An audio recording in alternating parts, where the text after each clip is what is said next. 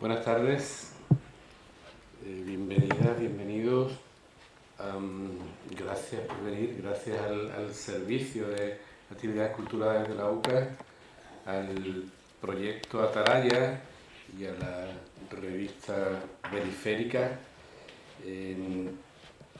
Y gracias a la revista Periférica y al proyecto Atalaya porque son los que le dan marco a esta presencia periférica, que se llama, y que nominalmente en esto de Periférica tiene mucho que ver con el festival afuera que estamos desarrollando durante esta semana y que atiende precisamente a lo marginal, a lo excéntrico y a lo periférico. Son temas que Jaron Rowan, nuestro invitado, trata e inspira. Y muchas gracias especialmente a Salvador Catalán y a Enrique del Álamo, que forman parte del consejo editorial de esta revista y que han hecho posible la presencia de Jaron hoy en Cádiz. Hace unos 3 años yo acudí a la presentación de este libro, Cultura Libre de Estado, en Sevilla, en la sede de CEMOS 98, y posteriormente coincidí con Jaron en un taller, el Gabinete de Cultura, que él organizó en Media Lab en Madrid, y donde yo fui uno de los participantes, y desde entonces he estado intentando que Jaron viniera a Cádiz. Se ha frustrado en un par de ocasiones, pero ya está aquí. Y bueno, tanto Salvador como Enrique han compartido este deseo de traer a Jaron y comparten también la admiración por el trabajo de Jaron Rowan como investigador y como especialista en políticas culturales. Eso no les gusta escucharlo, pero bueno. Han pasado 3 años desde que salió publicado este libro, como digo. Yo he ido acumulando muchas preguntas al respecto para hacerle a Jaron. Lo que pasa que en estos 3 años Jaron ha ido evolucionando sus reflexiones y su investigación por otras líneas, y lo que vamos a hacer, en vez de iniciar desde el comienzo un diálogo, yo le voy a dar paso a Jaron para que nos ponga al día de esas investigaciones, de esas reflexiones que versan un poco sobre el origen de las políticas culturales y sobre estética. Ahora nos va a contar, y después de que nos cuente en qué anda ahora y que nos actualice, que nos ponga al día, retomaremos el libro para utilizarlo como referencia de una charla. Pero bueno, lo primero, Jaron, bienvenido y muchas gracias por estar aquí. Y ponnos al día, anda. Muchísimas gracias a Paco, Salvador, Elvira, UCA, Periférica, es decir, todo el mundo que está detrás y que me ha dado el privilegio de estar aquí delante de todos vosotras hoy. Es un placer estar en Cádiz y es un placer estar aquí en esta universidad. Y efectivamente voy a trastear con unas ideas con las que estoy medio enganchado y las voy a atracar. Bueno, os atraco con las ideas, básicamente, y voy a soltar cosas para ver si funciona un poco o no. Y después, bueno, Paco ya sabe que tiene libertad para guiarme, así como si fuera una especie de animalito que me puedes dar golpes de venga, corre, corre, que ya te has perdido por el camino. Y le damos un poco más de actualidad. Básicamente lo que quiero hablar es de la relación cultura y política, de cómo podemos entender la relación cultura y política y de cómo se nos puede gobernar o cómo podemos gobernarnos a través del gusto. Básicamente es lo que me interesa traer aquí. Y para hacerlo vamos a hacer un pequeño viaje en el tiempo, así que tened paciencia porque voy a ser un poco rollo. Yo creo que estoy envejeciendo mal y ya empiezo a leer libros de historia, así que algo está pasando en mi cabeza. Nunca me había pasado eso. Pero tengo la firme convicción, ahora mismo que estamos replanteando las instituciones, rediseñando las políticas culturales con esta vocación de transformación y cambio, que si no entendemos de dónde venimos, va a ser muy difícil ponernos de acuerdo hacia dónde queremos ir. Y me preocupa eso, que a veces ponernos de acuerdo un poco de dónde venimos para ver dónde queremos ir. Va de eso lo que quiero hablar. Sobre todo porque la emancipación de una época acaba siendo la opresión de la siguiente. Y creo que estamos negociando con lo que antes era emancipador y ahora creo que nos oprime un poco. Y quiero hablar de eso. Vale, viaje en el tiempo, siglo XVIII, Alemania. Estamos en Europa donde el poder feudal se está desmontando, ¿no? La burguesía es la nueva clase social que se empieza a consolidar, es la alternativa al poder feudal. Y hay una voluntad de salir del oscurantismo, ¿no? de las edades medias y del poder absoluto, ¿no? De los reyes poder absoluto y de los reyes que tienen a Dios, ¿no? Como legitimidad, ¿no? Los miedos y las oscuridades del gobierno feudal, ¿no? Se intentan desatascar, ¿no? Y llega la idea de la racionalidad y la ilustración, ¿no? Como ese movimiento social, romper con el poder feudal a través de las ideas, ¿no? A través de la razón. Iluminar gracias a que salimos de la oscuridad, salimos del miedo, y son las ideas las que nos pueden, de alguna forma, producir un nuevo espacio de emancipación social. Escapar a través de las ideas, ¿no? La burguesía está creando un nuevo sistema económico basado en el comercio, intercambio, ¿no? En Inglaterra, por su parte, están ya con el protocapitalismo, basado sobre todo en el cálculo, la productividad, ¿no? Y racionalizar los intercambios. Es decir, la razón, tanto como lo que ilumina, como lo que racionaliza, ¿sí? La base del intercambio tiene que ser razonable. Y tenemos una revolución industrial en ciernes, donde el trabajo asalariado, que nunca había existido, se impone, ¿no? Es una cosa loquísima. Que tu vida pase a depender de que alguien pague por tus horas de trabajo. Algo que parecía inconcebible.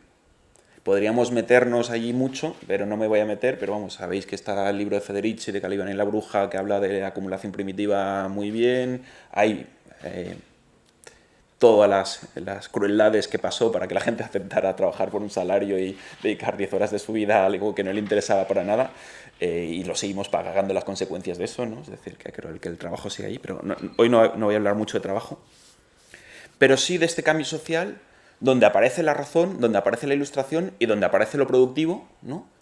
Como formas de emancipación del otro, del poder opresor feudal, ¿no?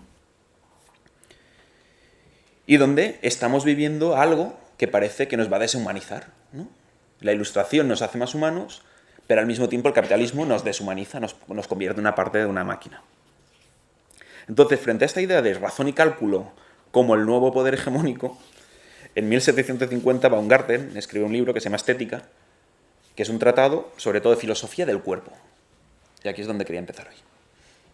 1750, un libro que se llama Estética, y lo que le preocupa sobre todo es, si damos mucho poder a lo racional, a las ideas y al cálculo,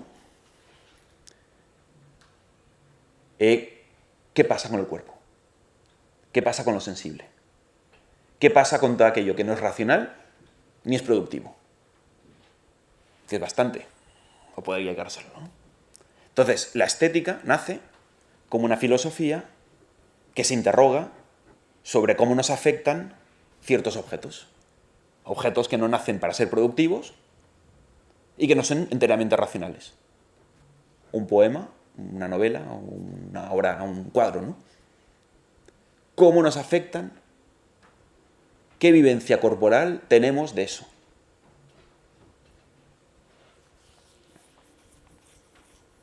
Entonces tenemos la economía política que se está formando, ¿no?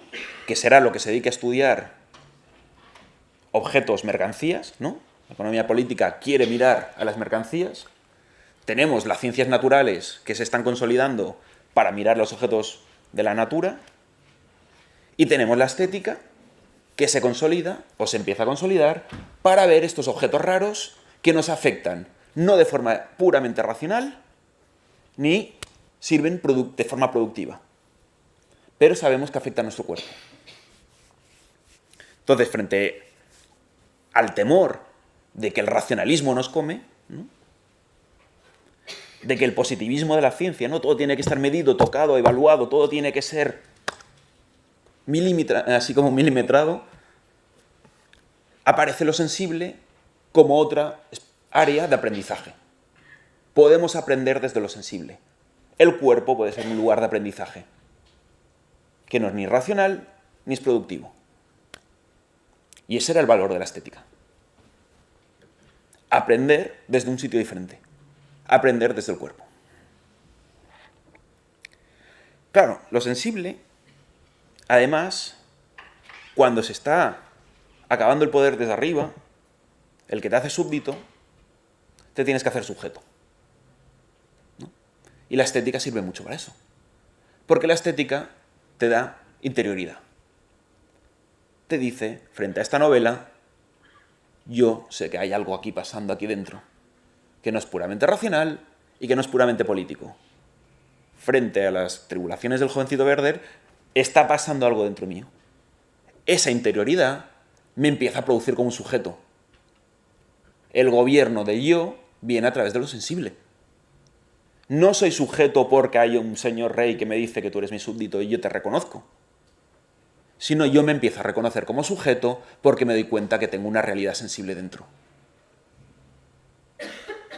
Empieza a producirme a mí mismo a través de lo que consumo culturalmente. Esto no se pensaba así, esto es una especie de anacronismo.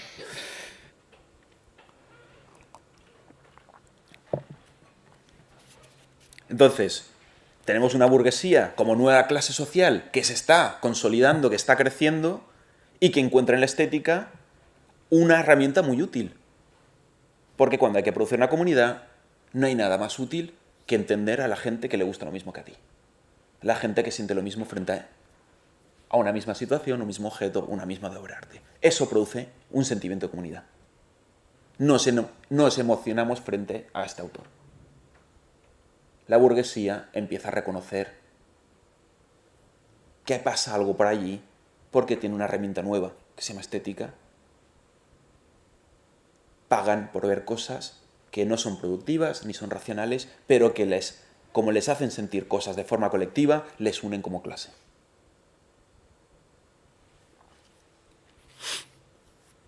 Entonces, claro, estamos frente a la aparición de los estados-nación, ¿no? Estados-nación modernos. Estamos frente a la aparición de la forma de gobierno que tenemos ahora. Se está consolidando la burguesía, que es un poco la clase que acaba dando pie a lo que estamos, ¿no? Dejamos a los súbditos de atrás, empiezan los sujetos, ¿no? Y traigo muy poco de Kant, pero le tengo que traer, no me cae muy bien, pero bueno, tengo que traerle. Dice Kant que la estética es la filosofía del gusto, ¿no? Él ya no habla de cuerpo, es demasiado kantiano para aceptar que el cuerpo es un lugar de aprendizaje, ¿no? Para él es la mente, es el sujeto trascendente, pero bueno, quitamos el cuerpo pero dejamos la mente en Kant. Y dice, la estética es la filosofía del gusto, ¿no? Y ayuda a entender, a relacionarte con una idea de subjetividad, ¿no? Lo que sientes frente a la belleza, frente a lo sublime, frente al abyecto, de alguna forma está produciendo un sujeto conociente. Puedes conocer algo. La estética da interioridad. El gusto, además, nos individualiza. Porque yo sé que si nos pone delante la misma obra de arte y Paco siendo una cosa y yo siento otra, yo sé que soy yo porque mi gusto es diferente al tuyo. Empieza a producir un individuo. Pero también nos colectiviza. Porque si nos emocionamos juntos, nos construimos como algo. No hay nada más potente que un chiste para saber quién es de tu comunidad y quién no. El que no se ríe con un chiste, sabes que no es de los tuyos. Y muchas veces ese chiste, la producción afectiva de un chiste, es lo que determina dónde están los límites de tu comunidad. Uy, este sí, pero no lo ha pillado, ¿no? Esa idea de lo sensible que nos produce, ¿no? Entonces, la burguesía, obviamente, es una clase que se identifica por el gusto y lo expresa claramente y se viste claramente y invierte en arte y invierte en producir un gusto colectivo, ¿no?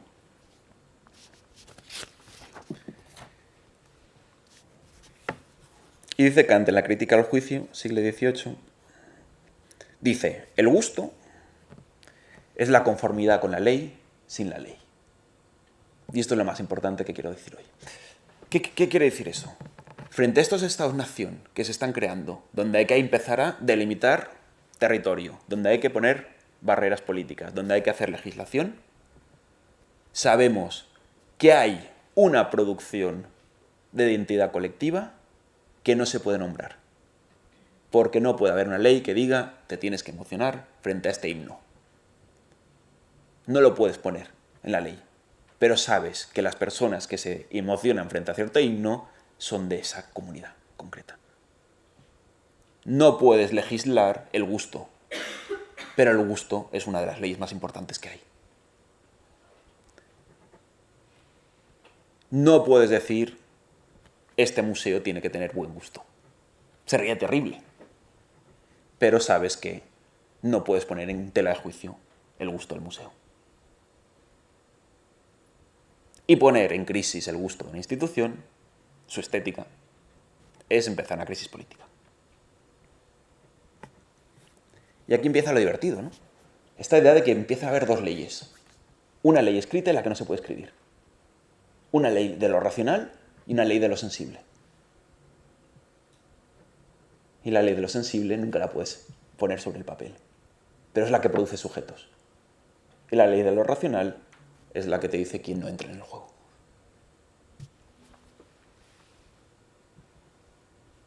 Lo que nos une como comunidades no puede estar escrito.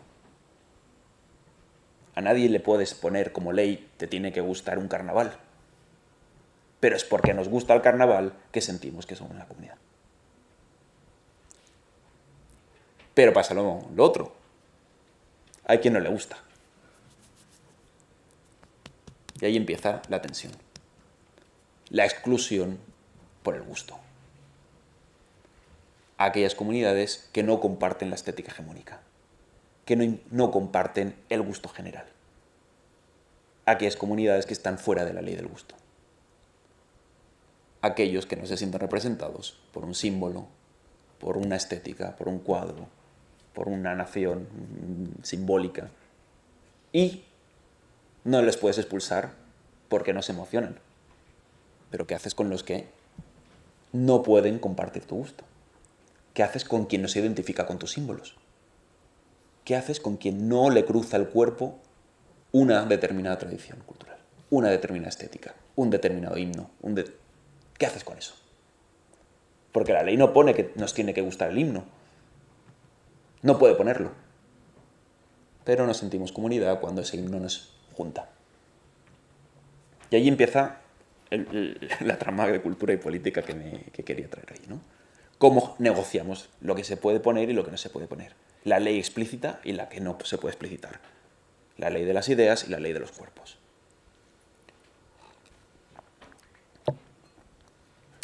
El uso, por ejemplo, de la lengua para producir comunidad es uno de los usos más antiguos de lo que se llama hacer políticas culturales.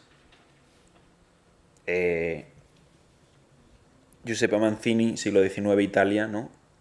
Es uno de los creadores del Estado-Nación italiano, ¿no? Que tiene la frase famosa, ¿no? De, hemos hecho Italia, ahora tenemos que hacer a los italianos. ¿Cómo hacemos a los italianos? Hemos dicho que la frontera es aquí. ¿Cómo hacemos que la persona identifique esa frontera con su subjetividad y su identidad? En este caso, políticas lingüísticas. Normalizar un tipo de idioma a través de la distribución de bibliotecas por el territorio y la normalización. Eso es política cultural pura y dura.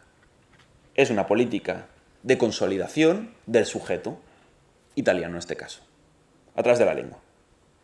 Si vivierais en Cataluña, que es donde vivo yo, las políticas de inmersión lingüística claramente tienen mucho que ver con esto. Producir un sujeto de una nación muy determinada o que se sienta representado por una lengua, ¿no? No es casualidad que haya un Museo Nacional de Arte Catalán, hay un fenómeno llamado rock catalán, que seguramente no conocéis porque no tiene sentido conocerlo, pero existe. Y hay políticas de normalización lingüística. Se llaman políticas de normalización lingüística. ¿Qué significa eso? Vuélvete normal, habla como nosotros. Te puedo decir lo que es lo normal, pero no te puedo obligar a hablar como normal. Y aquí empieza nuestros centros y nuestras periferias. Lo que es la norma, lo que es lo hegemónico y lo que no. La negociación con la estética. Claro, la cultura como productora de identidad nacional tira de la educación, ¿no? Eso es una cosa, por eso la relación cultura-educación siempre está muy cercana, ¿no? Y aquí empieza la parte divertida, ¿no? Porque la cultura puede ser entendida como una forma de cultivo.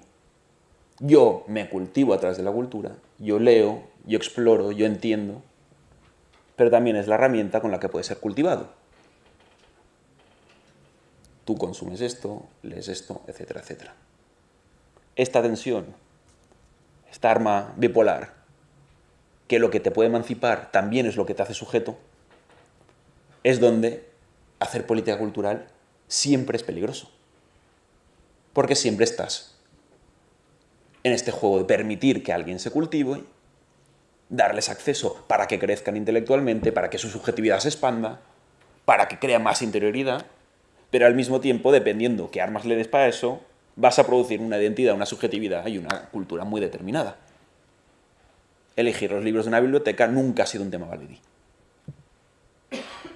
Ver que se lee en un instituto y después ves los perfiles de Tinder, libro preferido, y ves siempre el guardián del centro, no dice, esta persona ha pasado educación pública seguro, ¿no? Como entiendes la correlación entre gusto literario y institutos. Y si eres catalán, sabes que va a decirme que no ha escrito El segundo origen de Pedrolo porque es lo que tiene que leer todo el mundo en los institutos catalanes, ¿no? Esta producción del sujeto a través del gusto y la normalización como el objeto de la cultura. Entonces, cultivarse o ser cultivado.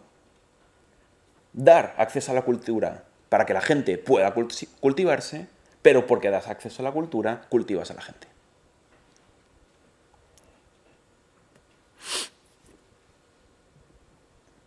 Claro, Reino Unido, cultura y civilización se hacen casi sinónimos en el siglo XIX. Civilizarse es coger cultura, ¿no? Y aquí tenemos uno de los grandes debates de la política cultural. ¿Cómo culturizas sin civilizar? ¿Cómo le quitas la noción de progreso a la idea de cultura? Que bueno, toda la teoría postcolonial ha trabajado muchísimo sobre esto, ¿no? Desvincular cultura y civilización, pero sigue muy presente, ¿no? Esta idea de vamos a cultivar, vamos a civilizar, vamos a mejorar, ¿no? Entonces, el papel de la cultura cuando se consolidan los estados, ¿no?, viene a ser el de homogenizar el gusto, normalizar las identidades, excluir a quien no pertenece o no tiene la cultura adecuada. Vamos a dedicar un poco de tiempo a Matthew Arnold, que es mi autor favorito ahora mismo. Matthew Arnold es un autor británico. Matthew Arnold escribe Cultura y Anarquía en 1867 porque él tiene una intuición muy bestia. Dice, la cultura sirve para producir consenso social. La cultura tiene que estar al servicio de producir consenso social. Tiene que mitigar conflictos. Eso tiene que ser la función pública de la cultura. Y escribe un panfleto, Cultura y Anarquía, que seguramente sería lo que podríamos llamar casi de la política cultural moderna el inicio. Un panfleto. Este señor es poeta, crítico literario y trabaja para el gobierno como británico evaluando programas educativos en las escuelas. Y se enfrenta a un hecho inaudito, 1867, y es que la clase trabajadora británica pide el derecho al voto. Se pide el sufragio universal, masculino, pero se pide el sufragio universal, que todo el mundo pueda votar. Matthew Arnold se preocupa. ¿Por qué? Dice, porque como la gente que no tiene la cultura, la gente que no sabe lo que es el gusto, la gente que aún no sabe cómo tiene que ser una nación, va a decidir sobre los que sí lo sabemos. No podemos permitir que la gente vote si aún no sabe lo que tiene que votar. La única forma de producir un consenso social sobre qué es el voto es educando a la gente. Educando a través del gusto. Tienen que apreciar lo mejor que se ha escrito y dicho en inglés. Básicamente su idea es esa. Si la gente entra en contacto con la cultura, se va a civilizar. Y solo civilizándose va a entender que el fin ulterior del voto es mantener el status quo. Eso es su proyecto. Y es lo que hemos heredado. La idea de que la cultura es algo bueno porque nos va a civilizar, y si la damos a los pobres y a los marginados y a la clase trabajadora y después incluso a las mujeres, eso va a servir para que sepan lo que tienen que hacer. Aprendan a comportarse cívicamente y voten bien. Porque el tema es que no puedes dar el voto a la clase trabajadora y encima va a votar contra los principios básicos de Inglaterra, que es ser cultos.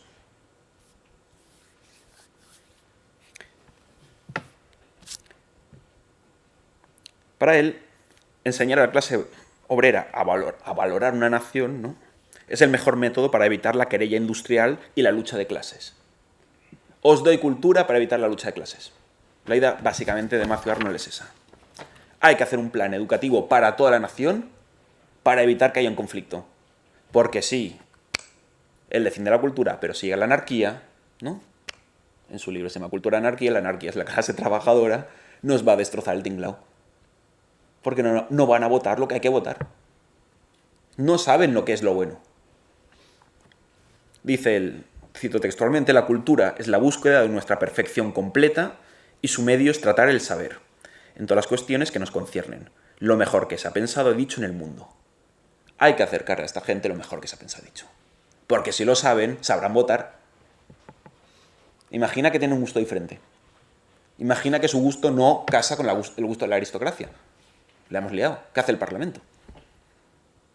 ¿Vale? Entonces la política cultural moderna nace como una forma de mitigar el posible conflicto que va a ser la introducción de la clase trabajadora en el voto.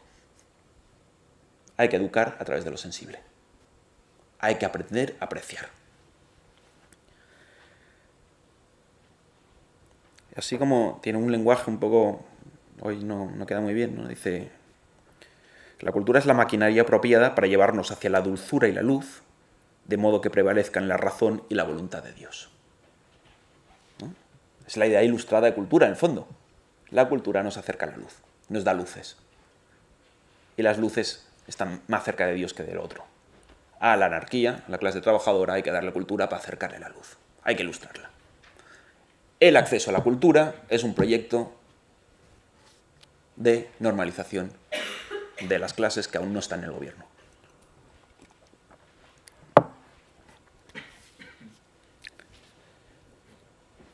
Habla de salvajes todo el rato y se enfada mucho porque un grupo de obreros han entrado en los jardines de Hyde Park y han pisoteado las flores para hacer un mitin.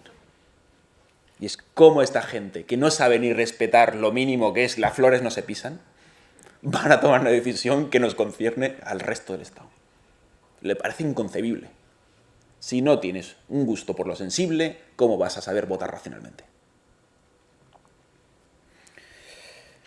Entonces, para Arnold, el proyecto de las políticas culturales y la educación, al final, educación de lo sensible, ¿no?, es un proyecto para deshacer las clases. Él cree que hay que mitigar el conflicto, hay que deshacer la clase, y si te lo acercas a lo mejor que se ha escrito y dicho, las clases van a dejar la conflictividad atrás y van a apostar por el interés general, por lo que interesa a la nación. Y aquí empezamos el tema contemporáneo. ¿Qué es el interés general? ¿Qué interesa? ¿Qué interesa Cádiz? ¿Qué interesa Andalucía? ¿Qué interesa España? Porque el interés general siempre va a ser muy parcial. Y aquí está el problema. Seguimos con este viaje en el tiempo. No me adelanto. Bueno, Paco, cuando quieras me interrumpes, ¿eh? No. Entonces, la función de la cultura para Arnold, ¿no? Para Arnold y para lo que vendrán a ser las políticas contemporáneas y así ya del siglo XX, ¿no? Arnold, en el fondo, lo deja para el siglo XX, todo esto. La función de la cultura de Estado es neutralizar el conflicto, homogeneizar, y crear ciudadanos adecuados. Es la función pública. Por eso hay que darles acceso a la cultura a los ciudadanos, incluso a los pobres. Entonces, el acceso universal es el objetivo de las instituciones públicas. Hago instituciones públicas para facilitar este acceso. ¿Por qué facilito el acceso? Para normalizar al ciudadano, producir un sujeto de estado adecuado. Si veo las grandes obras de arte, si atiendo los conciertos, si puedo leer, me normalizaré, no seré un salvaje. me comportaré de forma adecuada, pero nadie me puede decir por ley cómo es la forma adecuada. Porque si tú pones por ley cómo es ser un sujeto adecuado, vas a tener una trifulca. Pero si la gente la aprende, si la gente sabe cómo comportarse, cómo sentir, ahí funciona. Hay algo bonito pasando. Claro, el Estado, la forma de Estado, que es como se nos gobierna, un Estado social, es una condensación de relaciones de poder. Son intereses. A veces se expresan a través de partidos, a veces a través de sindicatos, a veces de ONGs, de organizaciones. Van produciendo un campo de tensión y cada forma de Estado va eligiendo o va imaginándose cómo es el sujeto ideal, ¿no? Y produce los imaginarios que ayudan a que eso se cumpla, ¿no?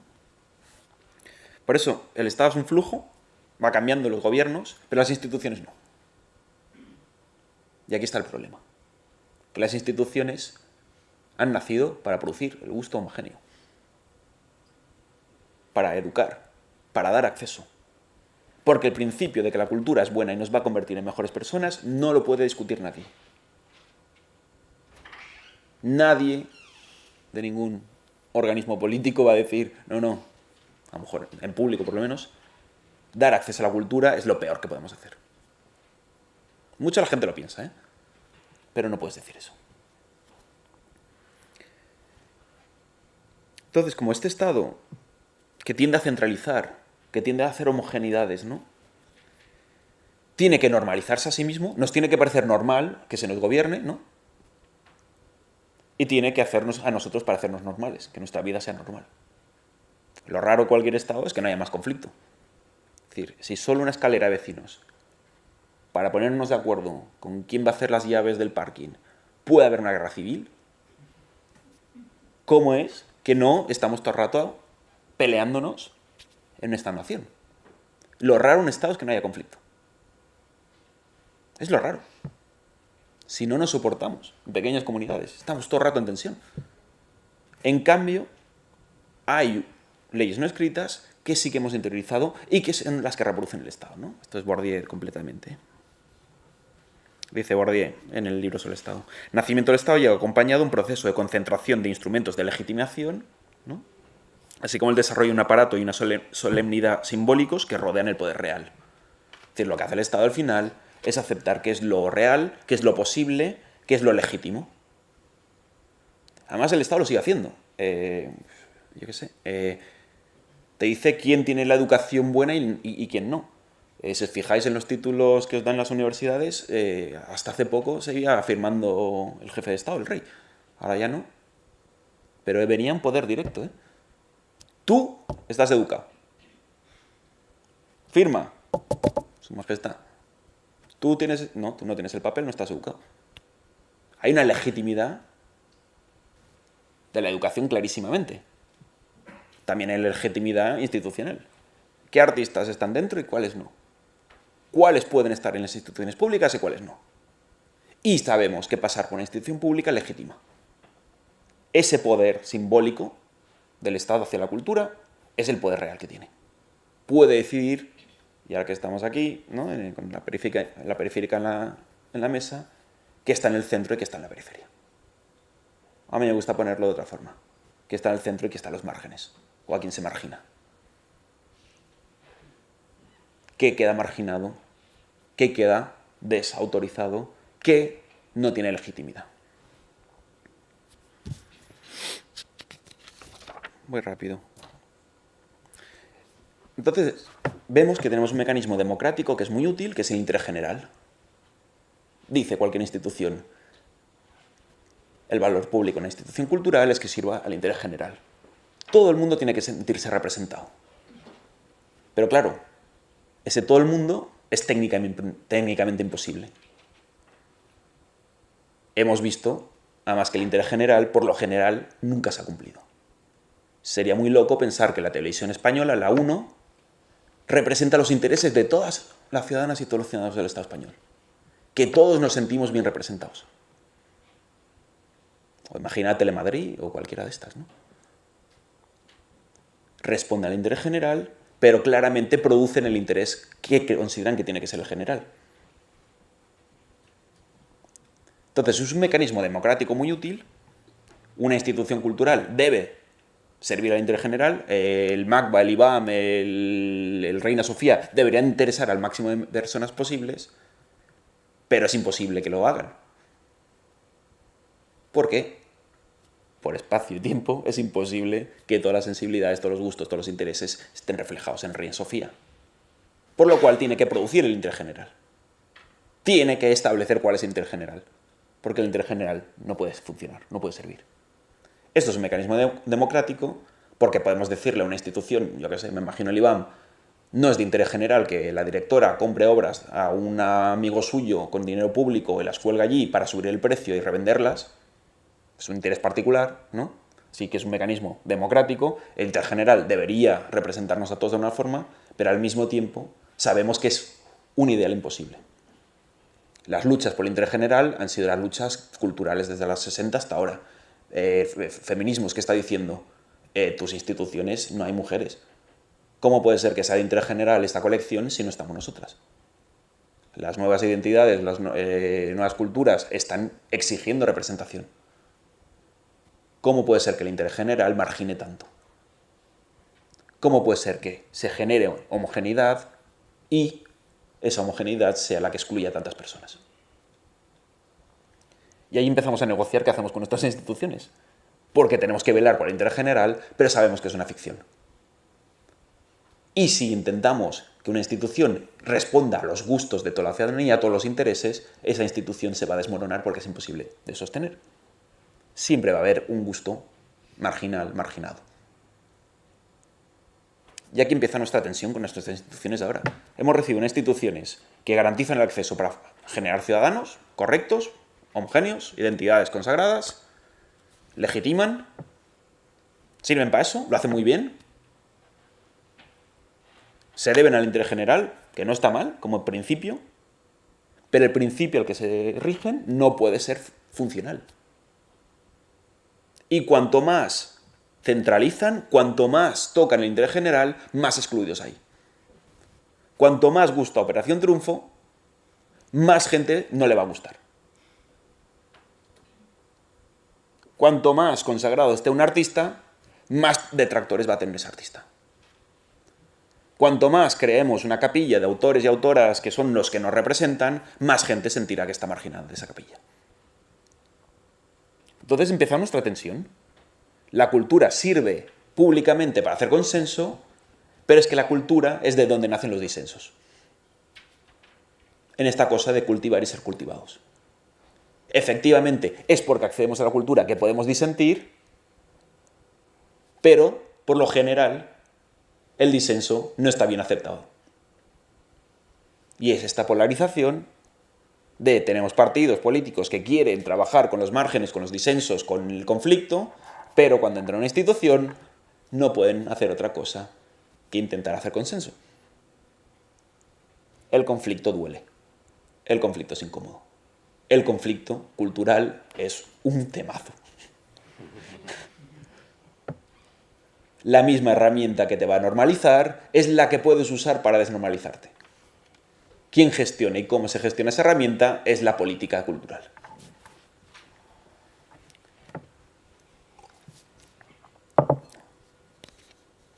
Salto cosas, ¿vale? Vale. Ahora estamos en un momento bastante interesante de cómo se legitiman las cosas y cómo no se legitiman. Cómo aceptamos el consenso y aceptamos el disenso cultural. Por ejemplo, la ingobernable en Madrid, ¿no? Centro social ocupado en el centro de Madrid, de un gobierno que nace de otro centro social, pero que no tiene capacidad de gestionar ese disenso. Es muy problemático. Porque la ingobernable te está señalando que no estás haciendo las cosas como dijiste que ibas a hacer. Esa cultura politizada, de disenso, crítica, pone en crisis que tu gobierno sea de consenso. Pero son los mismos que te han puesto en el gobierno. ¿Cómo gestionamos eso? Entonces, fijaos la jugada. A mí me parece una jugada maestra. Porque dice Carmena, ¿no? No podemos tener allí, en el centro de Madrid, además al lado de Atocha, al lado del Media Lab, al lado del CaixaForum, un edificio, no sé cuántos metros tiene, es gigante aquello, ocupado de nuevo por los salvajes, ¿no? Por la anarquía. No podemos tenerlo. Es ilegal. Es ilegal. Y encima nos deslegitima. Nos está diciendo que no servimos, que no lo hacemos bien. ¿Y qué se le ocurre? Es muy bueno esto. Dice, vamos a reemplazarla por una biblioteca pública feminista. Te saco un disenso y te pongo un disenso que harás de consenso. Porque ¿quién va a decir, prefiero cultura política a feminismo? No puedes. Pero es un disenso que ahora mismo está más consensuado. ¿Se entiende un poco la lógica? Entonces es como, ese disenso se parece más a lo que queremos como lo normal. Este puede entrar, pero los otros no. Los de anticapis y los ocupas y las queers y todo eso no, aún no. Aún no pueden tocar la cultura. Aún es demasiado anarquía. Curiosamente en Zaragoza hemos tenido un conflicto parecido, ¿no? El partido que está ahora mismo en el ayuntamiento y el alcalde de este partido fue uno de los primeros que entró en un instituto a ocuparlo durante el 15M y donde se formó el partido que está en el gobierno. Pero cuando está en el gobierno y la asamblea de ahora les dice reconocedme como espacio cultural autogestionado, dicen ya, pero es que es ilegal porque es ocupado. Es ilegal. Y si yo legitimo que la propiedad privada se puede extraer, me cargo el principio burgués de la propiedad, que es con lo que se ha creado el principio moral en el que estamos. La propiedad no se toca. ¿Cómo gestiono que los mismos que me han permitido a mí gobernar, mi ADN político, estén en una situación de deslegitimidad? Porque cuando entro al gobierno me vuelvo legalista. No, es que no te puedo dar las llaves a un edificio porque, bueno, puede haber un incendio. Entonces les pide, no, pues tiene que haber una asociación cultural, un DNI. Dice, no, es que somos una asamblea. Ya, pero una asamblea no es un órgano reconocido. ¿Quién firma? No, es que somos una asamblea mutante post-queer, que no sé qué. Ya, pero ese disenso es demasiado difícil de gestionar. Es demasiado anormal. No tiene el gusto adecuado para estar dentro de nuestras instituciones. Entonces, últimamente ando dándole vueltas a esto, a qué instituciones culturales podemos gestionar, imaginar y producir. ¿Y cómo puede ser una institución cultural que acepte el disenso como su base? Claro, es una institución que no puede ser central, no puede buscar esta vocación de homogeneidad, pero tampoco puede ser periférica, no puede ser marginal, porque tiene poder. Entonces me gusta la idea de lo excéntrico, ¿no? Como las órbitas que a veces se acercan a un objeto, ¿no? Pero después se alejan, ¿no? No pensar esta cosa dentro-fuera o centro-periferia, sino la excentricidad como ese movimiento que a veces te permite estar más cerca del centro y a veces te aleja. Que es irregular, un movimiento irregular. Me gusta pensar la posibilidad de ser irregulares. El no escapar de la legitimidad simbólica que te puede dar una institución pública, pero tampoco dejarte atrapar por ese único mecanismo de legitimidad. Y creo que tenemos el gran problema ahora mismo. ¿Cómo se legitima la cultura? Y que con esto voy a ir acabando, si quieres, Paco. Y es que hemos confiado tanto, y con esto creo que hablo un poco con Guillem Martínez ayer, hemos aceptado tanto que la cultura pública es la cultura legítima, que no tenemos muchos mecanismos para reconocer y legitimar si no estamos dentro de lo público, si no estamos dentro de los centros de legitimación. ¿Cómo serían los mecanismos de legitimación desde lo otro? ¿Cómo reconocemos el valor de las cosas sin ser reconocidos? ¿Cómo encumbramos una carrera sin tener que pasar por los centros culturales en sentido metafórico y en el sentido real? ¿Cómo puede ser grande una carrera cultural si no tiene que pasar por ciertos circuitos estandarizados? ¿Por qué no somos capaces aún de legitimar desde la fuera? De legitimar desde el disenso, desde producir valor sin necesitar ser valorados. ¿Cómo podemos redistribuir, en definitiva, los mecanismos de legitimidad, de valorización, de normalización y de cristalización que ofrecen las instituciones públicas? Si no somos capaces de diseñar una institucionalidad céntrica, una institucionalidad que rebote con aquello, que sea reaccionaria a aquello, que logre, sea refractaria, que logre deslegitimar, que logre repartir capital simbólico, si sigue siendo la única forma de ser un agente cultural pasar por las instituciones que normalizan la cultura, por mucho que cambiemos a los agentes que hay dentro, no cambiamos el mecanismo que reproducen las instituciones. Y las instituciones culturales reproducen el mismo mecanismo una y otra vez. Producen consenso y normalizan. Y creo que nos toca aprender a hacer política desde el disenso. A ver cómo reduzco yo ahora todo esto, porque todas las preguntas que traía de repente se desmoronan muchas de ellas, surgen un montón de cuestiones más que no sé si voy a ser capaz de ordenar. He empezado con esa idea kantiana de conciliar lo racional y lo empírico y lo sensible, y claro, hasta el final yo veía que había una ingenuidad ilustrada en creer que mediante la cultura se genera cohesión social cuando la cultura en sí misma es conflicto. Y al contrario, ¿no? Lo que te va a hacer es un rebote de generar ciudadanía en conflicto o ciudadanía problemática, ¿no? Con esa idea de la ilustrada de la cultura como educación, y posteriormente ya una idea más capitalista de la cultura como desarrollo económico, todas las industrias culturales, los emprendedores y eso que hemos vivido durante los 90 especialmente. ¿Qué papel le puede quedar a la institución, al Estado, en una alternativa que tú planteas, que pueda ser una cultura o unas políticas culturales como agentes críticos y agentes de transformación? A lo mejor, si tú, como dices, que las instituciones no tienen esa capacidad de autogenerarse o transformarse, quizás sean las afueras las que puedan tener entrada en las instituciones o crear esos flujos entre las afueras y el centro para conseguir esa transformación y ese desarrollo, ¿no? Es decir, lo que me preocupa de hablar de instituciones es que todos somos instituciones. Todos lo somos, más o menos. O somos familias, o somos parte de una institución, o nos ha cruzado, o llevamos un DNI que nos hace sujeto. Es decir, como que no vivimos fuera de la institucionalidad. Algunas son más estables, algunas tienen sede, algunas son más reconocidas, otras son puramente simbólicas, pero instituyen mucho y normalizan mucho. Es decir, cualquiera que ha pasado por una familia sabe lo que es eso y es el mayor mal que hay en la historia, ¿no? Que haya familias, pero hasta ahora no hemos encontrado una forma mejor para criarnos entre nosotros, ¿no? Nos instituyen, clarísimamente, producen un tipo sujeto de la familia que no... ¿Qué es el afuera institucional? No creo que exista.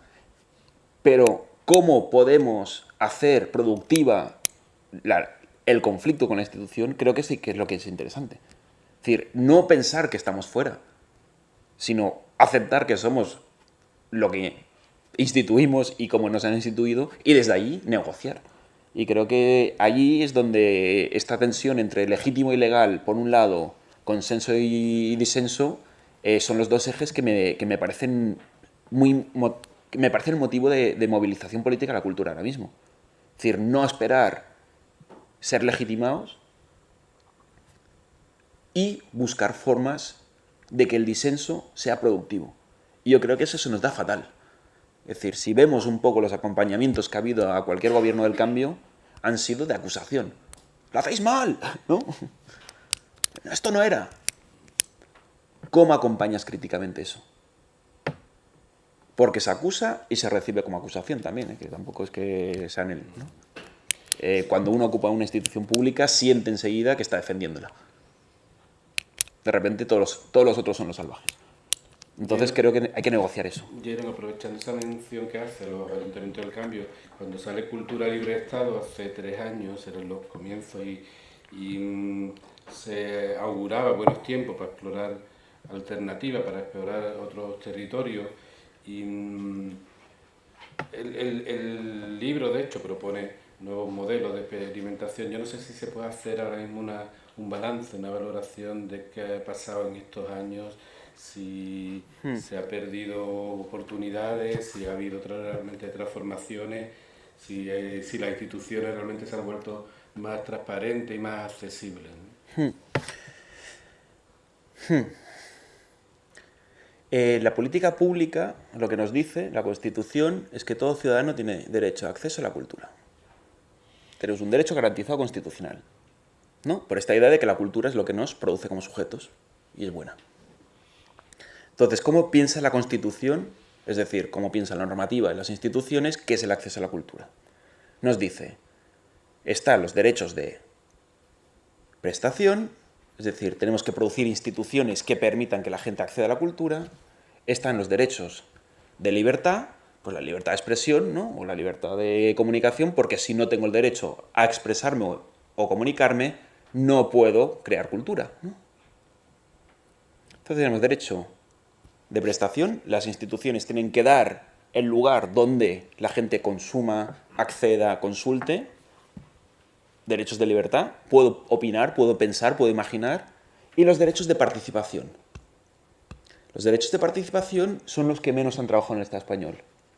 ¿Qué dice el derecho a participación? Todo el mundo tiene derecho a participar en la vida. Pero aquí empieza la cosa rara. Y es que los derechos de prestación se dividen entre dos.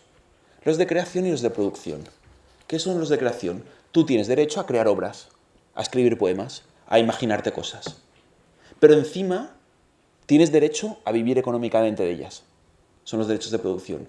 ¿Qué derechos derivados viene? El derecho de propiedad intelectual. No tan solo tienes derecho a crear, sino que encima tienes derecho a una protección sobre tu obra, ¿no? Entonces vemos que en el Estado español los derechos de prestación se han producido mucha institucionalidad, incluso podríamos decir que casi demasiada, ¿no? En los años del boom se han producido instituciones culturales de doquier, muchas de ellas ahora mismo bastante mal o cerradas. Pero lo que se ha hecho sobre todo es pensar que crear es producir. Es decir, si miramos las políticas públicas nacionales, son de incentivo de empresas, son de industrias culturales, son de ley de protección de propiedad intelectual. En el Ayuntamiento de Madrid no había ayuda a los creadores.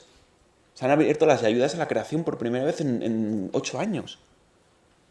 Es decir, no se ayudaba a la creación si no se considera un área de explotación industrial. Entonces lo que tenemos es muchas instituciones que premian o accedes a través del mercado de industrias culturales o a través del Estado, ¿no? Pero ¿qué pasa si nos ponemos un poco tontos y pensamos, es que el acceso a la cultura no puede ser solo consumo, no puede ser solo o voy a ver una exposición o me compro un disco de Shakira? Nadie compra discos de Shakira, ahí se lo ha colado. Sino que es que acceder a la cultura tiene que ser de alguna forma que me garanticen que haya sitios donde crear y consumir no sean separados. La participación no puede ser que me digan puedes entrar aquí a jugar con mi institución. La participación tiene que ser el derecho a hacer institución. Y yo creo que hemos empezado a tocar políticas que tocan el derecho a participar en la vida cultural, pero desde una forma muy tutelada. Abrimos espacios, permitimos. Ahora nos toca lo siguiente, pensar que no hay diferencia entre crear y consumir. Que es que no puedes acceder a una cosa que se llame cultura, que está aquí arriba. Esa idea de que hay una cosa que es cultura y el Estado nos da acceso es muy loca, técnicamente. Porque nadie tiene la cultura fuera de sí mismo. Y ahí recupera la idea de estética. Es que es el cuerpo. Y si no tenemos políticas del cuerpo, si no pensamos la participación desde pensar que hay cuerpos que tienen que crear, producir, consumir, vivir culturalmente, vamos a reproducir unas decisiones muy cartesianas que son útiles desde lo legislativo, pero completamente inútiles desde lo cultural. porque siempre estamos creando y consumiendo a la vez. Y entonces nos toca aprender a producir los espacios de participación no como invitación, sino como a delegación, como a responsabilizar a las comunidades de su propia producción cultural, de sus propias instituciones. Y creo que allí es donde nos ha dado miedo. Ceder demasiado poder a la sociedad civil. Ese primer paso de acceso radical a las instituciones, otro posterior que sería esa eliminación de la dicotomía consumo-producción, y la profesionalización y el amateurismo también.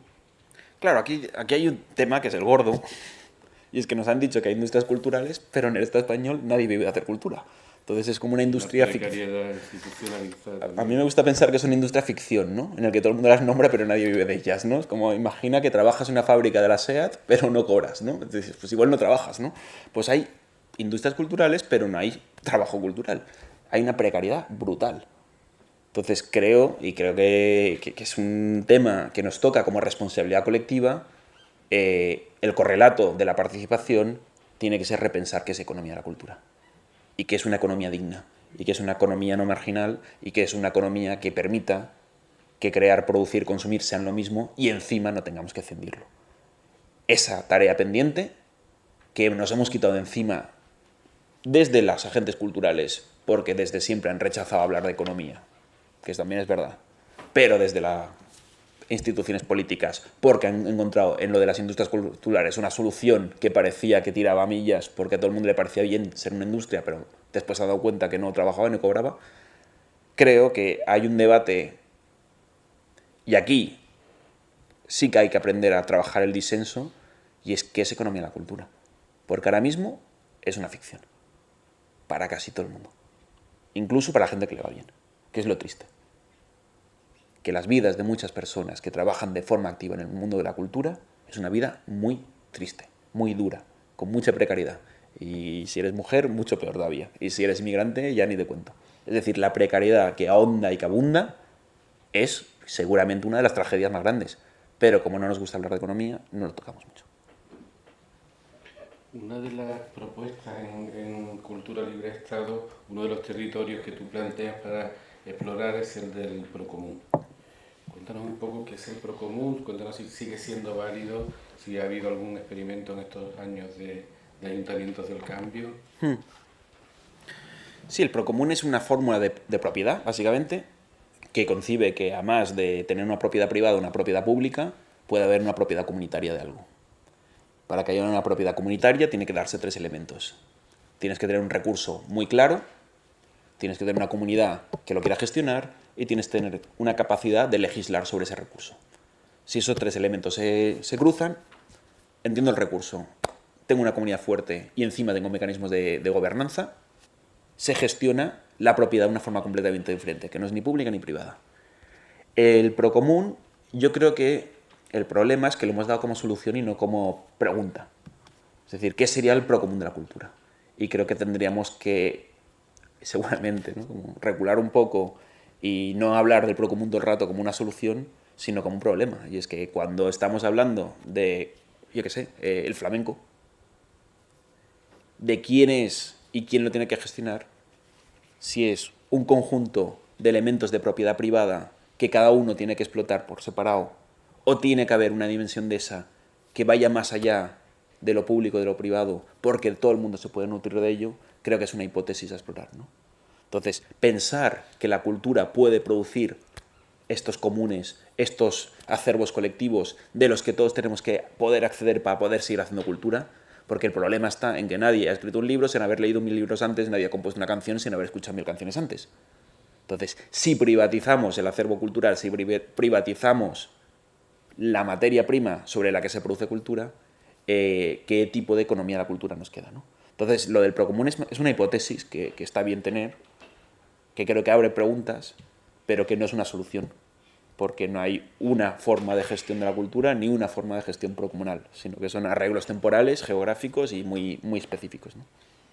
Sí, bueno, Eliano Ostrom sí hablaba de que cada experiencia del procomún es individual y es muy difícil establecer, aunque sí hay algunas normas, ¿no? Normas de cómo se criba quién pertenece, quién no pertenece al proyecto de Procomún, ¿no? Lo que estamos viendo, por ejemplo, en el Ayuntamiento de Barcelona se ha creado una nueva normativa que es la de cesión de espacios públicos a colectivos, ¿no? Ahora, por ejemplo, Can Ballós creo que se le ha dado 70 años la cesión de un recinto industrial, ¿no? Esa idea de doy a largo plazo la titularidad a una comunidad de lo que era suelo público me parece interesante. Porque ahí están habiendo incubadoras de cooperativas autogestionadas, porque hay un espacio escénico, porque hay exposiciones de arte, porque hay guarderías, todas gestionadas por la propia comunidad. Y creo que allí esa capacidad de perder la idea de tutelar y facilitar la autogestión, facilitar que la sociedad civil se organice para procurarse una vida un poco más digna, creo que es una cosa interesante. Hay un capítulo de Cultura Libre de Estado que se llama Hay que demoler el liceo. Hay que demoler el liceo ahora que están yendo las agrupaciones carnavalescas. Es verdad, hubo carnavales de Cádiz en el liceo, el otro día tuvimos un debate interesante. Cuando hablo de que hay que demoler el liceo, que me ha llevado un poco un par de collejas, lo que venía a decir es que hay una idea un poco rara, ¿no? Sobre todo en la izquierda, de que cambiar una institución es cambiar sus contenidos, ¿no? Es como vamos a quitar ¿no? Como toda esto es muy Martínez, ¿no? Hay que acabar con la generación así como de la cultura de la transición, ¿no? Vamos a quitar a Miguel Bosé, a Belén, Ana Belén y Víctor Manuel, ¿no? Y vamos a poner a los chicos del maíz. Y con esto vamos a hacer que una institución que era carca sea progre. Es súper loco pensar que cambiar los contenidos de una institución va a cambiar una institución. Creo que las instituciones, pese a todo, determinan. Tienen conductas adquiridas, tienen cargos técnicos, tienen contratos, tienen normativas, tienen tecnologías, tienen un conjunto de realidades materiales que si no eres capaz de cambiar esa esfera, esa capa, por mucho que cambies quién está en esta mesa hablando, esta institución no la voy a cambiar yo, ni tú, ni nadie. Porque son dependencias del rumbo tan largas, tan históricas, cómo se ha diseñado el espacio, quién tiene la contratación, quién no, que no dependen de los contenidos culturales, que una institución sea un polo u otro. Cuando hablo de demoler el liceo, hablo de demoler una institución que es clasista por naturaleza. Que no puedes ir en tejanos porque la tela de las sillas queda mal con los tejanos y se estropea y te riñen. Entonces, si tú diseñas una institución que es excluyente, que muchos de los asientos no ven escenario, es decir, ¿a quién se le ocurriría hoy en mismo en una democracia diseñar una institución pública que no se ve el escenario? Eso es diseño por exclusión. No es casualidad. Había gente que no podía ver. Porque había que permitir que hubiera gente allí, pero no podías permitir la misma experiencia que el que sí lo ve. Entonces, si por diseño una institución es excluyente, si no hay rampas para personas con diversidad funcional, pues hay que cambiar eso. Entonces, creo que la transformación institucional de la cultura tiene que ver con cambiar los contenidos, que me parece muy bien, pero también cambiar las instituciones a veces físicamente. Y si no somos capaces de cambiar pues, tipos de contratación de una institución, tenemos precariedad. Porque tiran de autónomos toda la vida. Entonces, por mucho que quien la regente sea de mi partido o del otro, si no cambia la contratación, genera precariedad. Entonces, si no trabajamos materialmente las instituciones, creo que podemos ser un poco paletos a veces. ¿Fue este el debate que tuviste cuando salió lo del carnaval de Cádiz? No, este debate no tuvimos. ¿Qué salió? Cuéntanos algo. No, me preguntaba un estudiante, Sergio, si traer los carnavales de Cádiz era una forma de hacer la institución más popular o era una forma burguesa de aceptar cierto exotismo. Rollo, como son del sur, podemos tener algo que no es cultura buena, ¿no? Buena en el sentido de... No estoy calificando, sino estoy intentando... En la lógica del gusto que he dicho antes, ¿no? Si es un margen de corrección política o si realmente el liceo con unos carnavales se ha vuelto popular.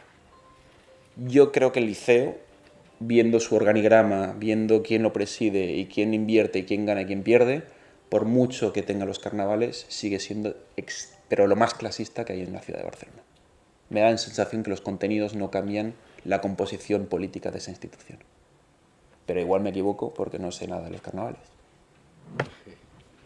Oye, antes de darle paso al público para que haga las preguntas que quiera, una última cuestión, revirtiendo una deriva que salió ayer con Guillem Martínez. Él hablaba de que la cultura de la transición, que promovió una cultura acrítica desde el Estado, se había tornado o había sido modificada por un elemento de violencia.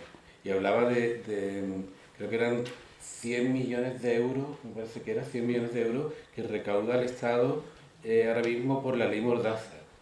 Y del obvio componente de violencia que tiene, por ejemplo, todo lo que está apareciendo con la conspiración que ha habido contra Podemos, ¿no?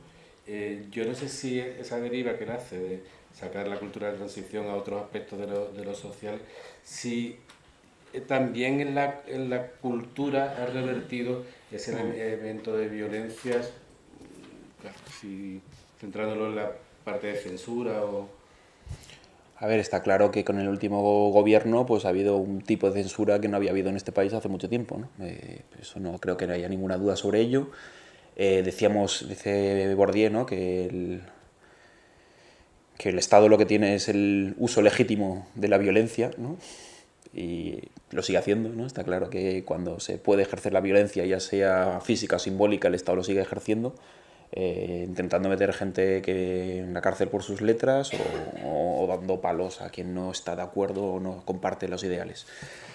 A mí mi pregunta sobre esto, claro, si la ley Mordaza, si es política, cultural o no, claro, yo no lo veo muy claro, ¿no? Creo que es otra cosa. En el fondo es una forma de un gobierno muy decadente y en una situación de deslegitimidad pública por su corrupción, intentando aferrarse al poder por todos los medios, impidiendo que nadie pueda hablar mal de ellos.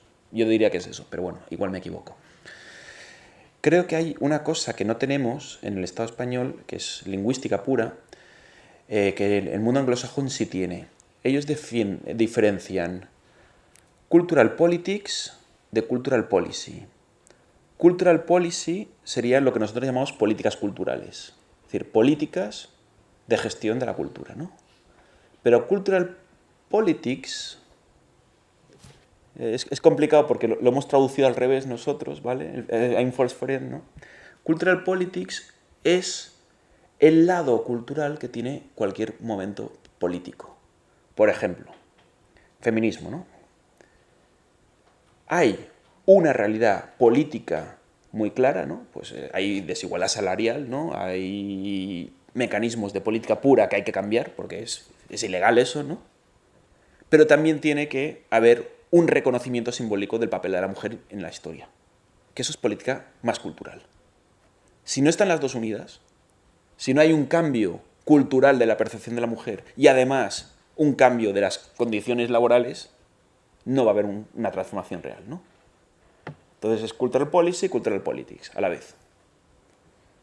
Ahora mismo, en el Estado español, para evaluar ciertos cambios sociales, no tenemos esa herramienta muy bien afinada. Es como cuando dicen, ¿cómo evalúas el Ayuntamiento de Barcelona? En cultura. Entonces, ostras, pues gran parte de los discursos sobre la vivienda, la turistización, etcétera, etcétera, están teniendo un mecanismo técnico, pero además han conseguido una dimensión cultural. La ciudadanía está desbordada por el turismo, ¿no? Entonces, esa dimensión cultural de un programa político se está cumpliendo. Pero sus políticas culturales no han cambiado mucho. ¿Cómo evaluamos la acción, no? ¿Por la cultural politics o cultural policy? Seguramente me falta la palabra para hablar esta conversación, tenerla un poco sin ser un trabalenguas, ¿no? Pero que una cosa son las políticas culturales, ¿no? Esas políticas destinadas a promover, gestionar y facilitar el acceso a la cultura, y otra cosa sería la cultura política, ¿no? Esas culturas que tienes que desarrollar para que las medidas políticas se puedan implementar. Si no hay un cambio de percepción sobre la homofobia, no puedes cambiar la ley de pues, matrimonio entre parejas gay, por ejemplo, ¿no? Tienes que hacer las dos a la vez. Porque si solo haces la ley y no hay un cambio social de percepción, tienes un conflicto, ¿no? ¿Cómo gestionas eso a la vez, ¿no? Desde la educación, que sería lo sensible, y desde lo legal, que sería lo racional, ¿no? ese binomio creo que es un poco lo que... ver cómo lo casamos. Bueno, llevamos 1 hora y cuarto hablando, creo que es el momento, que han salido un montón de temas, interesantísimo todo, es el momento de darle voz y que todo empiece. Escuchando un poco todo lo que has dicho, me ha venido de pronto, o hace un ratito me ha venido a la cabeza Banksy. Banksy, que no sabe si es una persona o un grupo, pero que tiene los ingredientes de ser como si fuera un antisistema, o sea, es un salvaje desde el punto de vista que dijiste antes, critica el poder establecido, las instituciones, el lugar donde pinta es ilegal, y al mismo tiempo es admirado por el poder establecido, es admirado por el propio mercado del arte que critica. Me supongo que lo intentarán domesticar, pero no lo consiguen. Por ahora no lo consiguen, sigue estando underground. Y no sé, me parece que tiene ingredientes de los dos lados. O sea, de lo salvaje, mantiene, no sale de ahí, lleva mucho tiempo, está creando cultura y disenso. Y al mismo tiempo es admirado incluso por el poder establecido. ¿Qué te parece a ti este personaje o este grupo? Yo recuerdo cuando vivía en Londres un debate que me pareció muy interesante, que era un muro que había pintado donde llegaron los técnicos del council local, ¿no? La zona del ayuntamiento, y dijo, pues píntalo de blanco encima, ¿no? Y lo pintaron de blanco. Entonces de repente se crea un debate público de estos tipos han hecho lo que han hecho siempre con las pintadas. Pues hay una brigada que va pintando y tal. Pero claro, otros ayuntamientos, en cambio, habían preservado los muros porque generaban atracción, ¿no? Y generaban cierto interés, ¿no? Entonces, como que el disenso, ¿no? Pinto en tu pared, se gestiona de dos formas. O lo prohíbo o lo integro, ¿no? El cambio, lo divertido, es que el council que había preservado la pared, al cabo de 2 días descubrió que alguien la había arrancado. La había mandado al mercado privado, ¿no? ¿Por qué? Porque no hay forma de gestionar el espacio público de esa forma, ¿no? No hay forma de garantizar el acceso a la cultura si no está dentro de tus instituciones. Entonces, ¿cuál es la pregunta? ¿Debería entonces el council arrancar la pared y ponerla dentro del ayuntamiento para que la gente pueda ir a ver a Banksy, ¿no? Y son estos mecanismos, este tipo de debates, los que me parecen divertidos. Porque al final tengo un conflicto, ¿cómo lo gestiono? Neutralizo, interiorizo o, lo más fácil normalmente, que venga el sector privado y se encargue de arreglarme este tema. Ahora mismo es la empresa privada la que gestiona Banksy y lo público toca muy poco, ¿no? Duran poquísimo las pintadas, la gente se las arranca, ¿no? Entonces, bueno, es esta idea, ¿no? De cómo negocias el disenso, como estos que vienen de fuera, estos bárbaros. Antes comentábamos esas paradojas que se dan en el mundo del arte y precisamente mañana viene Rogelio López Cuenca, que estará ahí en el ECO a partir de las 5 de la tarde. Él ha construido su obra artística sobre la crítica a las instituciones del arte y mañana llegará después de inaugurar en el Reina Sofía. Esas paradojas que se dan en el arte. Es que lo curioso del mundo del arte es que es el lugar donde, para llegar al centro, lo más efectivo es irte más lejos. Cuanto más lejos te vas del centro, más rápido llegas. Y ese mecanismo de integración que tiene el arte es una locura, ¿no? Porque neutraliza todo. Es casi imposible hacer una forma de arte que sea antagonista, porque el propio sistema lo que le interesa es que sean antagonistas con él, ¿no? Marina. Bueno, como 3 cosas. Dale al... Hola, ¿qué tal? Gracias. Muy buenas, María. Primera tarde, lo siento, me enteraba más o menos. Bueno, como 3 cosas planteadas. La primera, en ese intento, esa búsqueda de legitimación del arte contemporáneo o arte, pienso que una legitimación grande es la del público en sí, más allá de la institución. No sé qué opinas sobre eso. ¿Qué pasa cuando ponemos algo a lo mejor en vía pública, en un contexto público? ¿Puede legitimar el público de manera individual? Eso puede ser interesante también pensar que se lo podemos dejar a ellos de manera natural. En eso estar dentro y fuera desde lo institucional, también se me ocurre una solución como, bueno, por un lado, agarrar lo que nos puede dar o tomar lo que nos puede dar la institución y darle un fin como bueno y coherente con otras comunidades también que no forman parte del arte. Yo, para mí, esa es una de las soluciones más efectivas, más allá que la cesión a centros culturales ocupados. Eso me parece interesante. Y por último, ¿qué opinas de la manifestación en sí como acto también de búsqueda de solución, como la protesta? Porque, por ejemplo, hablando del feminismo, que ahora, bueno, todos sabemos el movimiento tan grande, a través de la protesta también, de repente con la cultura no pasa. No hay ese acto colectivo de salir. Bueno, se me ha ocurrido, como que me ha venido esas cosas así. Gracias. Es curioso lo que decías de cómo el público puede legitimar, ¿no?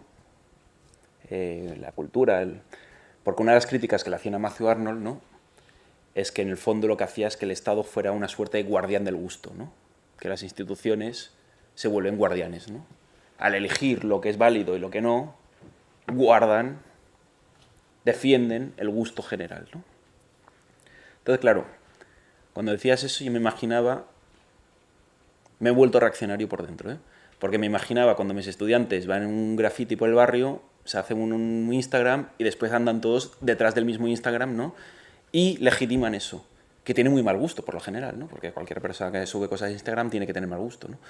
Entonces, allí, esa tensión de cómo aceptas una democracia cultural, debería de ese graffiti o esta obra de arte cutre, naif, que todo el mundo le gusta en Instagram, cómo le gusta en Instagram, pasar a ser titularidad pública, es un debate bastante divertido, porque eso es una forma de legitimidad, pero es una legitimidad muy pasada por el filtro de una empresa privada, ¿no?, que con un algoritmo define qué gusto es el bueno y qué gusto es el malo, qué puede y qué no puede. Otra forma, cuando las comunidades, por ejemplo, de cooperativas o de economía y comercio justo, entre ellos se dan reconocimientos, ¿no?, medallas, como pues sí que es un sello de calidad, ¿no? ¿Hasta qué punto tendría sentido pensar ese tipo de cosas no desde el gusto individual, sino desde los colectivos, desde las prácticas de instituciones de la fuera? Es decir, que el reconocimiento no tenga que ver con el gusto individual, sino que las comunidades que ya están trabajando, que están participando, que están produciendo una cultura tensa, conflictiva, etcétera, etcétera, puedan ser ellas, de alguna forma, las que organicen para evitar pasar por un individualismo feroz, que es lo otro que tenemos, ¿no? Entonces, es esa capacidad de organización de las comunidades las que me parece interesante, ¿no?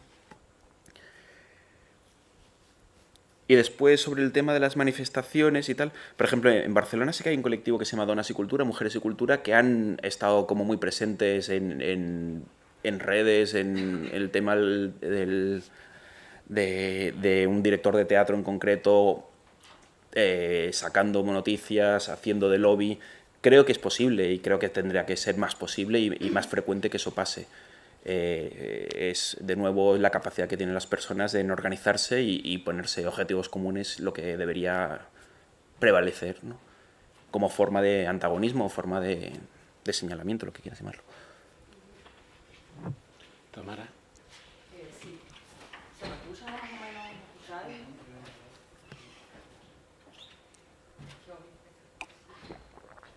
Hola. Yo quería volver un poco al principio, casi al principio, cuando has iniciado la charla que hablaba, que yo creo que detrás de todas las capas, ¿no?, que había una cosa ahí como en el origen, que era el interés general, ¿no?, el concepto de interés general. Yo te he entendido, a lo mejor lo he entendido mal y por eso quiero que me lo aclares, cuando tú lo explicabas que era como algo que hace status quo y que en sí mismo parece que no varía, que es el interés general. Y yo creo, sin embargo, que de hecho ya estamos en esa cultura del disenso y que siempre hemos estado, en cuanto a que el interés general varía, y varía por los márgenes, ¿no? O sea, yo como comparto 100% contigo que nunca va a variar desde el centro. pero que varía y constantemente la historia, pero creo que hay muchos ejemplos que varía desde los márgenes, porque es la vanguardia la que va presionando al centro hasta que, y aquí también te doy la razón, el poder es como una boca grande que se acaba tragando, ¿no? esa periferia, ¿no? O esos márgenes. Pero luego lo guay, creo, ¿no? de la historia es que siempre luego hay otro. Hay otras revoluciones, otras manifestaciones, otras... Y para mí, que a lo mejor que soy muy ingenua, yo pienso que es que estamos viviendo y que por eso, de hecho, evolucionamos o involucionamos, que no tiene por qué ser siempre la curva así, pues así o tal lo que sea. Por eso mismo, porque existe ese disenso cultural y siempre ha existido desde el principio de la historia. No sé qué piensas y si es así, ¿cuál es el paso más que tú pides? ¿Cuál es ese otro disenso que nos está reclamando como un paso más allá a lo que yo creo que ya estamos haciendo y que siempre es solo? Sí, decía que el Estado siempre es fluido, ¿no? No estoy hablando como el Estado es una cosa hermética y tal, sino que es un campo de tensiones y ese campo de tensiones va regenerándose, va cambiándose. Y el interés general es el mecanismo que tienen las instituciones públicas culturales para defender su acción, su actividad, ¿no? Lo problemático, creo, es que el interés general, como idea, es completamente impracticable. Como idea. Imagina que dices... ¿Cómo se llama el centro cultural que tenemos aquí al lado? El ECO. El ECO. Tiene que acoger los intereses culturales de toda la ciudadanía de Cádiz. Imagina. Es imposible. El interés general va a producir márgenes. Va a marginar. Por definición, porque es técnicamente imposible. La cosa es cómo produces una institución lo suficientemente sensible y flexible y porosa para que lo que se deja fuera pueda ir negociándose. Cuanto más grandes son las instituciones, más difíciles son de acceder. Es decir, si tú ves cuántos artistas pasan por el Reina Sofía, si eso es el interés general del arte contemporáneo en el Estado español, parece una broma. Porque es técnicamente imposible. Pero en cambio, muchas organizaciones mucho más pequeñas son mucho más flexibles, mucho más capaces de alternar gustos, estéticas, etcétera, etcétera. ¿Cómo generamos, y para mí creo que es un proyecto ahora mismo que hay que diseñar, una relación mucho más fluida entre estas instituciones de base, estos centros autogestionados, estos lugares que producen disenso constantemente y los intereses generales? Que efectivamente va cambiando, pero si tú miras la programación de televisión española en los últimos 10 años, ha habido cambios, pero sigue años luz de las prácticas vivas que están en la calle. Entonces, es una cuestión de cómo produces el consenso suficiente para que nos sintamos representados, sabiendo los límites que tiene el interés general. Y cómo lo haces sin perder el interés general como una herramienta de control de la ciudadanía sobre la institución. Porque si tú tienes en el Reina Sofía una exposición racista, tengas un mecanismo para decir, eso no nos vale. Eso no puede ser el interés general. Claramente se está metiendo con un grupo de ciudadanos del Estado español que deberían estar representados, ¿no? Entonces, es esa... Y creo que todo el rato estoy hablando de ambivalencias. Como la cultura es lo que nos produce, pero también con lo que somos producidos, ¿cómo gestionamos esa ambivalencia? Nos dan acceso a cultura para cultivarse y para cultivarnos. El interés general sirve para marginar, pero también para controlar las instituciones, ¿no? Y creo que estoy hablando siempre de estos campos de tensión que creo que son los que tenemos que perfeccionar como sociedad civil, que queremos que las cosas mejoren, básicamente, ¿no? Y que muchas veces, a la que hay un conflicto, las instituciones o se cierran herméticamente, se vuelven reaccionarias, o dicen esto es ilegal, esto es ilegítimo, ¿no? Y pasa más veces que una institución genere márgenes que acepte cambios y ¿no? Entonces, es como cómo hacemos, y aquí creo que vamos a ir acabando, la idea de Estado tiene sentido, viene la palabra porque es estático, tiene que ser fijo. Si el Estado estuviera en movimiento perpetuo, nos volveríamos locos, iría en contra de los más desfavorecidos. Si tú cambias las leyes de circulación cada 3 días, es un caos. Si tú quitas las regulaciones sobre la propiedad, a los que no tienen se vuelven locos. Si tú cambias las horas, la vamos a llamar a las 2, va a llamarse 19, a la gente que le cueste más va a tener problemas. El Estado es bueno porque va lento y protege a los que van lentos. Pero porque va lento, tiene un conflicto constante con gente como vosotros que estáis siempre yendo rápido. Y es la política cultural la que más le cuesta negociar que la cultura es un tránsito, un movimiento constante y siempre está cambiando. En cambio, las instituciones con las que dan acceso a la cultura no pueden cambiar muy rápido. Y es la tensión entre lo que instituye, lo que es Estado, que es estático por definición, y la cultura como algo que está siempre en perpetuo movimiento, es esa fricción la que, cómo se gestiona ese conflicto, la que determinará el polo político de un gobierno o su capacidad de ser más o menos interesante a la hora de elaborar políticas culturales. Y creo que tenemos que ser capaces de ver ese movimiento, esa fricción, entre lo que le va a interesar al grueso de la ciudadanía y a lo que ya no puede interesarle. Al chiste ese que ya no puede estar en la televisión española. El chiste en gangosos ya no puede estar. Lo siento, ¿no? Tiene que haber un movimiento allí. Pero al mismo tiempo, cómo hacerles y cómo permites que las nuevas formas de humor, las nuevas estéticas, las formas de pensar la cultura política, etcétera, etcétera, estén impregnándose del polo de legitimación que es ahora mismo la cultura pública. Y creo que allí es un poco lo que tiene gracia y por eso hacemos cultura y hacemos política. Porque siempre va a haber tensión. Bueno, pues aquí lo dejamos, que cortar ya. Ha merecido la pena esperarte tanto tiempo y espero que la próxima vez tardes menos en venir. Muchísimas gracias, Jairo. Muchas gracias a todos y...